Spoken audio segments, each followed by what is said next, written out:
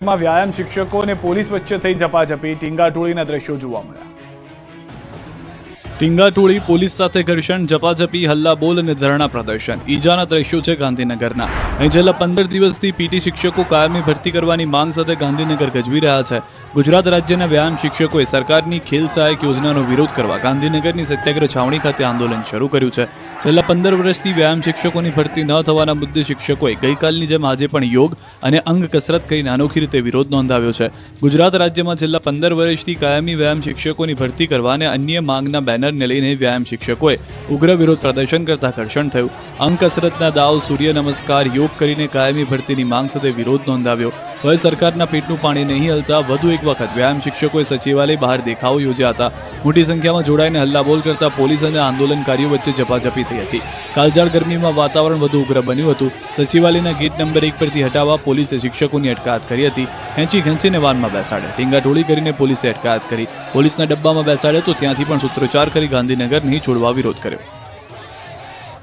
લંપટ સાધુને ભગાવો, સંપ્રદાય બચાવોના નારા સાથે સુરતમાં લોકોએ કર્યો વિરોધ। જે ઘનશ્યામ કંડારી છે એ સૃષ્ટિ વિરોધના કાર્ય કરે છે ને એની સામે એફઆરઆઈ થયેલી છે કે અમને આ ખોટા સંતો કોહાતા જ નથી। લંપટ સાધુને ભગાવો, સંપ્રદાય બચાવો, પ્રાઇવેટ સંસ્થા ભગાવો, વડતાલ ગાદી બચાવો, હાલના ટ્રસ્ટીઓને ભગાવો, મંદિરને બચાવો, સજા કરો, ગુનેગારોને સજા કરો સહિતના સ્લોગન સાથેના પોસ્ટર સાથે સુરતના લોકોએ વિરોધ કર્યો। સ્વામિનારાયણ સંપ્રદાયના લંપટ સાધુને લઈને રાજ્યભરમાં ભારે વિરોધ થઈ રહ્યો છે। લંપટ સાધુ ઘનશ્યામ કંડારીના વિવાદને લઈને સ્વામિનારાયણ સિદ્ધાંત હિતરક્ષક સમિતિએ સુરતમાં ઉગ્ર વિરોધ પ્રદર્શન કર્યું। કંડારી ગુરુકુલના ઘનશ્યામ સ્વામી તેમજ અન્ય જે સંતો પાપલીલા કરી રહ્યા છે તેમની સામે તાત્કાલિક પગલાં લેવામાં આવે તે પ્રકારની માંગણી કરવામાં આવી હતી। કેટલાક સંતો કલંકિત કૃત્ય કરી રહ્યા છે તે ક્યારેય ન સાંખી લેવાય તે અંગે જિલ્લા કલેક્ટરને આવેદનપત્ર આપીને પાપલીલા આચરનાર સંતોની સામે પગલાં લેવાની માંગણી કરવામાં આવી। લંપટ ઘનશ્યામ કંડારીની વિરુદ્ધમાં કલેક્ટરને આવેદનપત્ર આપવામાં આવ્યું। વિરોધમાં મહિલાઓ પણ જોડાઈ હતી। અનુયાયી મહિલાઓએ કહ્યું કે જે રીતે આસારામને જેલ ભેગો કર્યો તે રીતે ઘનશ્યામ સ્વામીને પણ જેલ ભેગા કરો। હવે પછી એ જ્યાં પણ કથા કરશે ત્યાં જઈને અમે એમને જાહેરમાં મારીશું। જ્યાં પણ કથા કરતા દેખાશે ત્યાં જઈને વિરોધ કરીશું। અમે અત્યારથી ચેતવણી આપી દઈએ છીએ। ના આપવાનું જ્ઞાન આપે છે, ન બોલવાનું બોલે છે। સંપ્રદાયમાંથી બહાર કાઢો અને અમને ન્યાય આપો। 3 વર્ષ પહેલા સાધુ સામે સૃષ્ટિ વિરુદ્ધના કૃત્યના આક્ષેપ થયા હતા। સાધુ ભૂગર્ભમાં ઉતરી જતા વિવાદ જે છે તે શાંત પડ્યો હતો। હવે સંત સુરતમાં જ્ઞાન કથાનું આયોજન કરતા ભક્તોએ વિરોધ કર્યો। નવસારીમાં રત્ન કલાકારોએ મચાવ્યો હોબાળો। 700થી વધુ કારીગરોએ કામ બંધ કરી હલ્લાબોલ કર્યો। સુરત બાદ વિવિધ માંગોને લઈને નવસારીના પણ રત્ન કલાકારોએ હંગામો મચાવ્યો। જય શ્રી રામ, અમારી માંગે પૂરી કરો, બંધ કરોના નારાથી નવસારીનું હીરા બજાર ગુંજી ઉઠ્યું। નવસારીના શાંતાદેવી વિસ્તારમાં આવેલી સજાનંદ એક્સપોર્ટ હીરા ફેક્ટરીમાં કામ કરતા રત્ન કલાકારોએ ભાવ ઘટાડાના મુદ્દે હડતાલ પાડી।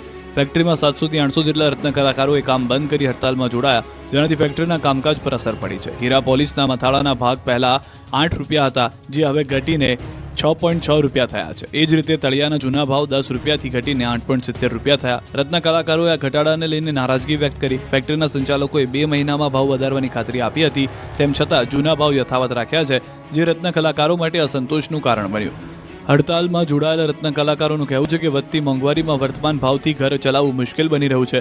જો ભાવ વધારો નહીં થાય તો આગામી સમયમાં ઉગ્ર આંદોલન કરવામાં આવશે। તો સજાનંદ એક્સપોર્ટ સંચાલકનું કહેવું છે કે રફ હીરાના ભાવમાં ઉતાર ચઢાવ અને પોલિશ થયેલા હીરાના નરમ બજારને કારણે વર્તમાન ભાવ નક્કી કરવામાં આવ્યા છે। જો બજારમાં તેજી આવશે તો ભાવ વધારાની ખાતરી છે। આ હડતાલના કારણે ફેક્ટરીના ઉત્પાદન પર અસર પડી છે અને રત્ન કલાકારોના આંદોલનને લઈને ઉદ્યોગમાં ચિંતાનો માહોલ છે। રત્ન કલાકારોએ સરકાર અને ફેક્ટરી સંચાલકોને આ મુદ્દે તાત્કાલિક ઉકેલ લાવવા અપીલ કરી છે। મહત્વનું છે કે સુરતમાં પણ રત્ન કલાકારોએ પગાર વધારાની માંગ સાથે 2 દિવસ રેલી કાઢી વિરોધ પ્રદર્શન કર્યું હતું। ડાંગમાં પાણીને લઈને લોકોએ કર્યો માટલાફોડ વિરોધ।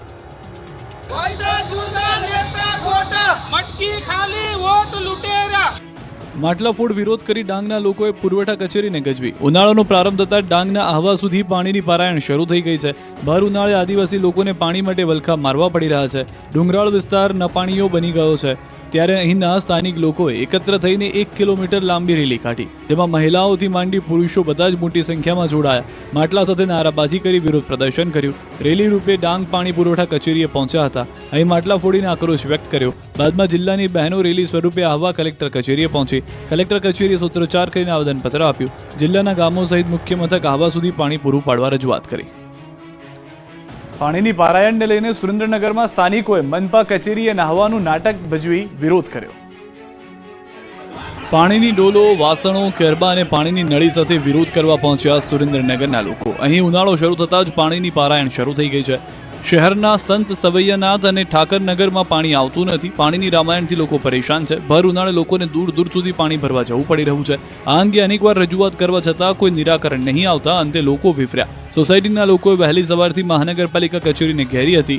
ખાલી વાસણો, પ્લાસ્ટિકના જગ, નળી, નોઝરો સાથે વિરોધ પ્રદર્શન કરી મનપા કચેરીને ગજવી હતી. સ્થાનિકો દ્વારા કચેરીના પ્રાંગણમાં જ અર્ધનગ્ન થઈ વિરોધ પ્રદર્શન કરતા પોલીસ દોડી આવી હતી. પોલીસ સાથે સ્થાનિકોનું ઘર્ષણ થયું. મનપા કચેરીમાં જ જતા અટકાવતા સ્થાનિકો અને પોલીસ વચ્ચે ઝપાઝપીના દ્રશ્યો સર્જાયા હતા. વડોદરામાં તસ્કરોનો તરખાટ, દુકાનના ગલ્લામાંથી રૂપિયા કાઢીને ભાગ્યો ચોર. એક શખ્સ આવ્યો, ફાસ્ટફૂડની દુકાનનો ગલ્લો ખોલ્યો અને અંદરથી રૂપિયા લઈને ભાગી ગયો. ઘટના વડોદરા શહેરના જનમહલ ટ્રાન્સપોર્ટ હબની છે, જ્યાં મુસાફરના સ્વાંગમાં એક ચોર આવે છે. આમ તેમ જોયા બાદ ખાતરી કરે છે કે દુકાનમાં કાઉન્ટર પર કોઈ હાજર નથી. એનો ફાયદો ઉઠાવીને તરત જ ગલ્લો ખોલે છે અને તેમાં રહેલા રૂપિયા લઈને રફુચક્કર થઈ જાય છે. તો શહેરના અકોટામાં કાપડની દુકાનમાં પણ ચોરી થઈ. ભગવાનના ફોટાને સીસીટીવી આગળ મૂકી ચોરી કરી. તસ્કરો દુકાનમાં ચોરી કરી ફરાર થઈ ગયા. અજાણ્યા તસ્કરો મોટો હાથ ફેરો કરી ફરાર થઈ ગયા છે. બીજી તરફ હોસ્પિટલમાં તસ્કરોનો તરખાટ જોવા મળ્યો. ગોત્રી GMERS હોસ્પિટલમાં ચોરી થઈ હતી. સર્જિકલ વોર્ડમાંથી મોબાઈલની ચોરી કરતા 3 શખ્સો સીસીટીવીમાં કેદ થઈ ગયા. હોસ્પિટલમાં સારવાર માટે આવતા દર્દીઓને સજા થવાના બદલે પોતાનું સામાનનું ધ્યાન રાખવું પડે તેવી સ્થિતિ છે. સિક્યુરિટી દ્વારા કોઈ પણ પ્રકારની તકેદારી નહીં રખાતી હોવાનું સામે આવ્યું. 6 દિવસ બાદ ગોંડલ યાર્ડ ખુલતા જણસીઓથી છલકાયું. માર્ચ એન્ડિંગના કારણે 6 દિવસ બંધ રહ્યા બાદ ફરી ગોંડલ માર્કેટિંગ યાર્ડ ધમધમતું થયું. યાર્ડ ચાલુ થતાં વિવિધ જણસીઓથી યાર્ડ છલકાયું હતું. 6 દિવસ સૌરાષ્ટ્રભરમાંથી ખેડૂતો પોતાનો માલ લઈને પહોંચ્યા હતા, જેથી યાર્ડમાં ક્યાંય પગ મૂકવાની જગ્યા ન હતી. દાણા, ઘઉં, લસણ, લાલ ડુંગળી સહિત જણસીઓની મબલક આવક થઈ હતી. મોટા પ્રમાણમાં જણસીઓની આવક થતાં હરાજી શરૂ કરવામાં આવી. દાણાની 2.25 લાખથી વધુ ગુણીની આવક થઈ. હરાજીમાં દાણાના 20 કિલોના ભાવ 1100 થી 1900 સુધીના બોલાયા. ઉપરાંત ઘઉંના 20 કિલોના 470 થી 650 સુધીનો ભાવ બોલાયો. યાર્ડના સત્તાધીશો દ્વારા હાલ ઘઉં અને દાણાને લઈ અન્ય કોઈ જાહેરાત ન કરવામાં આવે ત્યાં સુધી આવક સદંતર બંધ કરવામાં આવી. આંકલાવ APMCની ચૂંટણીમાં કોંગ્રેસનો જોવા મળ્યો જાદુ. આણંદ જિલ્લાના આંકલાવમાં APMCની ચૂંટણી એક તરફી જોવા મળી. કોંગ્રેસ પ્રેરિત પેનલના 10 ઉમેદવારો બિનહરીફ જાહેર થતા ખેડૂત વિભાગની 10 બેઠક માટે ચૂંટણી યોજાવાની હતી. કોંગ્રેસ પેનલના 12 ઉમેદવારોએ ફોર્મ ભર્યા હતા, જેમાંથી 2 ઉમેદવારોએ ફોર્મ પરત ખેંચ્યા. ફોર્મ પરત ખેંચતા 10 ઉમેદવારોની બિનહરીફ જીત થઈ. APMCની ચૂંટણીમાં ભાજપની એક પણ ઉમેદવાર ન મળ્યો. ગત 27 માર્ચના રોજ ઉમેદવારી પત્ર ભરવાની આખરી તારીખ હતી, જ્યારે 28 માર્ચે ફોર્મ ચકાસણીમાં 12 ફોર્મ મંજૂર થયા હતા. કોંગ્રેસે APMCમાં પોતાનો દબદબો જાળવી રાખ્યો. આજથી